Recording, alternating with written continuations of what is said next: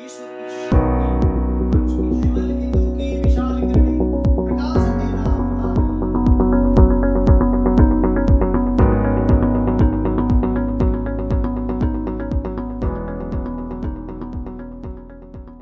Hello students, JP online classes में आपका स्वागत है।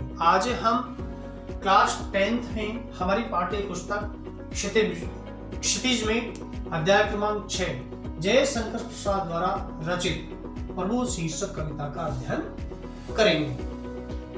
विमल इंदु की विशाल किरणें प्रकाश तेरा बता रही हैं, अनादि तेरी अनंत माया जगत को लीला दिखा रही है।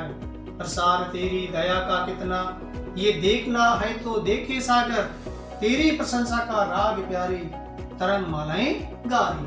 अब इसमें काव्यांश में शब्दार्थ बता रहा हूं।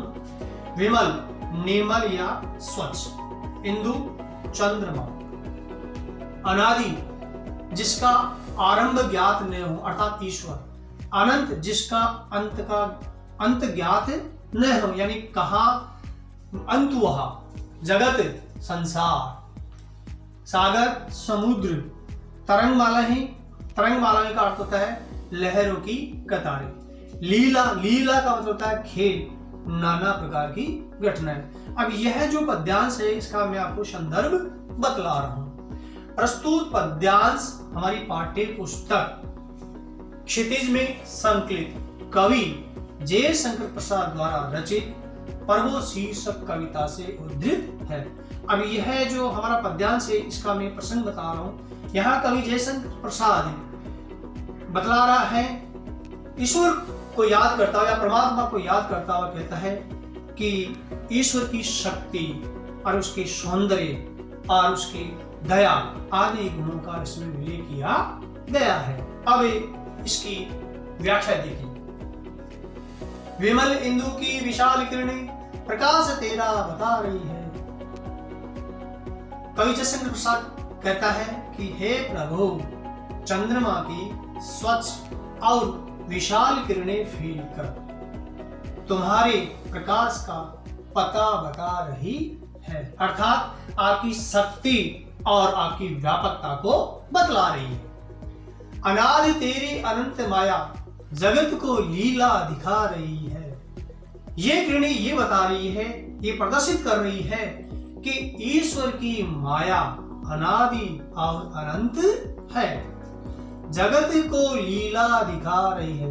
संसार की लीला की भी यही स्थिति है, अर्थात ईश्वर की लीला कहां से कब प्रारंभ हुई और कितनी असीम है यह कोई नहीं जानता है।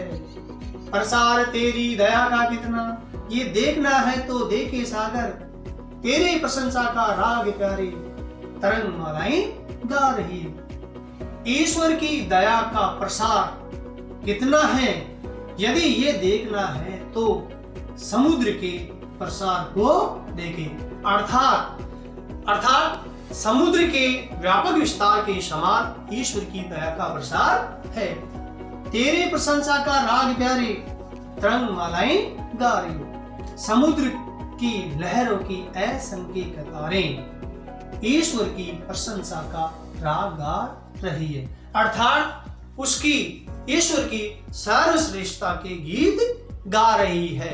अब ये जो आपके समक्ष जो पद्यांश है, इस पद्यांश को जो विशेष जो है मैं आपको बतला रहा हूं। इसमें यानी स्तुति रूप में ईश्वर की अनादि यानी अनादि का मतलब कहां से प्रारंभ और अनंत की स्थिति तथा अति व्यापकता यानी विशालता का प्रसार का आस्था में वर्णन किया, यानी विश्वास किया कि भगवान की जो लीला है वह अनादि और अनंत है।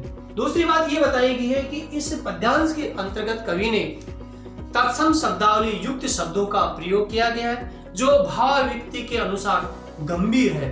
और ये जो पद्यांश है ये लयात्मक और गयात्मक है, यानी लय के आधार पर इसको गाया जा सकता है जो बहुत ही लालित्य युक्त है अर्थात सुंदर लगता है।